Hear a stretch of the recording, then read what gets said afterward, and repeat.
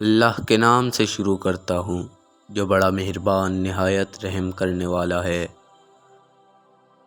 تمام دیکھنے والے حضرات کو السلام علیکم۔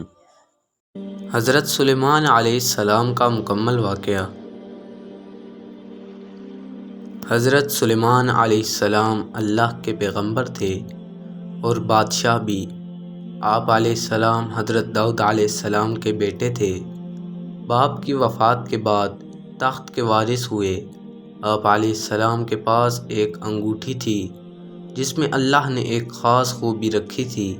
اس معجزاتی انگوٹھی کی بدولت آپ علیہ السلام کو بادشاہی ملی۔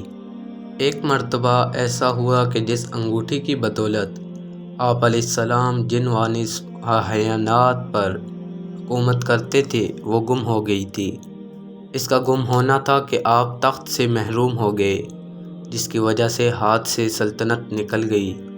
یہ انگوٹھی شیطان کے ہاتھ لگ گئی۔ کچھ عرصے بعد شیطان کے ہاتھ سے دریا میں گر گئی۔ انگوٹھی مچھلی کا نوالا بن گئی۔ ایک مرتبہ مچھیروں نے مچھلی پکڑنے کے لیے دریا میں جال ڈالا تو یہ مچھلی بھی جال میں آ گئی۔ مچھیرے بازار لے گئے اور بیچ دیا۔ حضرت سلیمان علیہ السلام کے خادموں نے مچھلی خریدی۔ اتفاق کی بات ہے یہی مچھلی خادموں کے ہاتھ لگ گئی۔ مچھلی محل میں لائی گئی۔ مچھلی کو صاف کرنے کے لیے جب پیٹ چاک کیا گیا تو اس میں گمشدہ انگوٹھی مل گئی۔ حضرت سلیمان علیہ السلام کی قسمت جاگ گئی۔ انگوٹھی کی بدولت آپ علیہ السلام دوبارہ سلطنت کے وارث بن گئے۔ بتایا جاتا ہے کہ انگوٹھی پر اسم اعظم کندہ تھا۔ جنات بھی آپ علیہ السلام کے تابع تھے۔ آپ علیہ السلام اپنے بیشتر کام جنوں سے بھی لیا کرتے تھے۔ حضرت سلیمان علیہ السلام میں ایسی حیرت انگیز خوبیاں تھیں جو کسی بادشاہ میں نہیں تھی اور نہ قیامت تک کسی کو نصیب ہوگی۔ ایک مرتبہ حضرت سلیمان علیہ السلام نے اللہ سے دعا مانگی تھی کہ میرے بعد آنے والوں کو ایسی حکومت نصیب نہ ہو۔ آپ علیہ السلام کی دعا قبول ہوئی۔ آپ علیہ السلام انسانوں، جنوں، حیوانوں اور ہوا پر حکومت کرنے لگے تھے۔ حضرت سلیمان علیہ السلام نے اپنے باپ حضرت داؤد علیہ السلام کی خواہش کے مطابق فلسطین میں ایک عبادت خانہ تعمیر کیا۔ اگرچہ تعمیر کرنے کا ارادہ حضرت داؤد علیہ السلام نے اپنی زندگی میں کیا تھا، لیکن زندگی میں ان کی یہ خواہش پوری نہیں ہوئی۔ تاہم انہوں نے اپنی خواہش کے مطابق عبادت خانہ کی جگہ منتخب کر دی تھی۔ حضرت داؤد علیہ السلام کے بعد حضرت سلیمان علیہ السلام نے اپنے دور حکومت میں عبادت خانہ تعمیر کرایا۔ اس لیے اس عبادت خانے کا نام ہیکل سلیمانی پڑا۔ ہیکل سلیمانی کی تعمیر 1016 قبل مسیح میں ہوئی۔ تعمیر کا کام 7 سال تک جاری رہا۔ روایت کے مطابق بہت باری تعداد میں لوگوں نے تعمیر کے کام میں حصہ لیا۔ بعض روایات کے مطابق 2 لاکھ مزدوروں نے کام کیا۔ اسرائیلی روایت میں حیرت انگیز بات یہ پائی جاتی ہے کہ تعمیر کے دوران جنوں نے بھی حصہ لیا۔ وہ دور دراز مقامات سے پتھر اٹھا کر لاتے تھے اور دیواریں چنتے تھے۔ تاریخ سے یہ بات معلوم ہوتی ہے کہ اس عبادت خانے کی لمبائی 90 فٹ، چوڑائی 30 فٹ اور اونچائی 45 فٹ تھی۔ اس کے اندر ایک مخصوص جگہ بنائی گئی تھی جہاں تابوت سکینہ رکھا گیا۔ یہ ایک صندوق کی شکل میں تھا یا یہ ایک صندوق تھا۔ یہ بہت متبرک مانا جاتا تھا۔ اس میں یہودیوں کے تبرکات رکھے گئے تھے۔ قرآن کریم میں اس کے کچھ ارشادات ملتے ہیں۔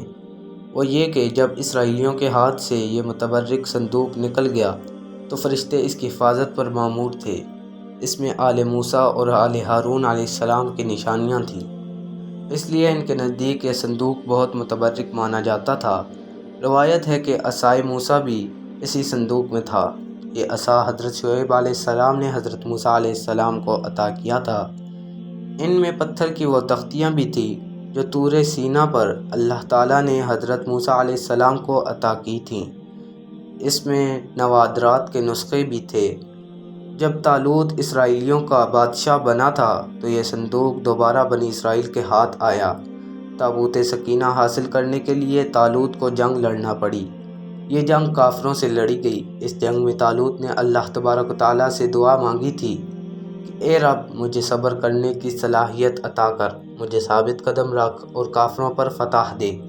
تاریخ سے یہ بات ثابت ہے کہ فلسطین پر ہر زمانے میں حملے ہوتے رہے۔ کبھی بابل نے تباہی مچائی، کبھی رومیوں نے حملہ کیا۔ عراق کا قدیم نام بابل تھا۔ جس نے بھی حملہ کیا حضرت سلیمان علیہ السلام کا تعمیر کیا ہوا عبادت خانہ ہیکل سلیمانی کو بھی نشانہ بناتا رہا۔ ایک مرتبہ بابل کا بادشاہ بخت نصر نے فلسطین پر حملہ کیا اور ہیکل سلیمانی کو تاخت و تاراج کیا اور اسرائیلیوں کا قتل عام کیا۔ بخت نصر فلسطین سے 10 لاکھ یہودیوں کو کھدیڑ کر عراق لے گیا اور وہاں غلام بنایا۔ بخت نصر کے عہد کے بعد پھر یہ قوم فلسطین میں آ کر آباد ہو گئی۔ رومی بھی اکثر فلسطین پر حملہ کرتے تھے۔ ہیکل سلیمانی کے جو بھی نشانات تھے حملوں کی زد میں آ کر مٹتے رہے۔ آخر میں روم کے ایک بادشاہ ٹیٹوس نے ہیکل سلیمانی کو آگ لگا کر بالکل تباہ کر دیا، حتیٰ کہ اس کے وجود کی دھندلی نشانی بھی نیست و نابود ہو کر رہ گئی۔ یہودیوں کا دعویٰ ہے کہ ہیکل سلیمانی کی زمین پر مسجد اقصیٰ تعمیر کی گئی، اس لیے یہ یہودیوں کی ملکیت ہے۔ آج بھی یہ تنازع ایک مسئلہ بنا ہوا ہے، جس کی وجہ سے بیت المقدس کی سرزمین پر آج تک جنگ جاری ہے۔ اسرائیلی مسجد اقصیٰ کو شہید کرنے کی کوشش میں لگے ہوئے ہیں۔ حضرت سلیمان علیہ السلام اللہ پر یقین کامل رکھتے تھے اور ہر معاملے میں اللہ پر بھروسہ کرتے تھے۔ آپ علیہ السلام ہمیشہ اللہ کا کرشمہ اور اس کی کارسازی دیکھنے کی خواہش رکھتے تھے۔ ایک مرتبہ کا ذکر ہے کہ حضرت داؤد علیہ السلام کے دور حکومت میں ایک بڑھیا کے ہاں 2 مسافر آئے اور کہنے لگے کہ ہمیں بھوک لگی ہے، اگر تمہارے پاس کھانا ہے تو دے دو تاکہ ہم کھا کر اپنی بھوک مٹائیں، ہم کھانے کا معاوضہ ادا کریں گے۔ بڑھیا بڑی غریب تھی، وہ بولی میرے پاس تھوڑی سی گندم ہے، میں پسوا کر لاتی ہوں، تم کچھ دیر انتظار کرو۔ کچھ دیر بعد بڑھیا جب آٹا لا رہی تھی تو راستے میں زوردار ہوا چلنا شروع ہو گئی۔ آٹا ہوا لے اڑی، بڑھیا کے ہاتھ خالی ہو گئے۔ بڑھیا نے رونا شروع کیا۔ اتفاق کی بات ہے کہ راستے میں حضرت سلیمان علیہ السلام مل گئے۔ آپ علیہ السلام اس زمانے میں کم سن تھے۔ آپ نے رونے کا سبب دریافت فرمایا تو وہ بولی کہ میں گندم پسوا کر آٹا لا رہی تھی کہ اچانک ہوا چل پڑی، آٹا اڑ گیا۔ آپ علیہ السلام نے فرمایا اس میں رونے کی کیا بات ہے، میرا باپ بادشاہ ہے، جا اس سے فریاد کر۔ بڑھیا حضرت داؤد علیہ السلام کے پاس فریاد لے کر گئی۔ حضرت داؤد علیہ السلام نے فرمایا میں کیا کر سکتا ہوں، ہوا تو اللہ کے حکم سے چلتی ہے، اگر کوئی انسان ظلم کرتا ہے تو میں انصاف کرتا ہوں کہ اس کے ساتھ کس طرح معاملہ کروں۔ پھر اپنے ایک خادم سے کہا کہ 2 بوری اناج بڑھیا کے حوالے کر دو۔ بڑھیا اناج لے کر واپس جا رہی تھی تو راستے میں پھر سلیمان علیہ السلام سے ملاقات ہو گئی۔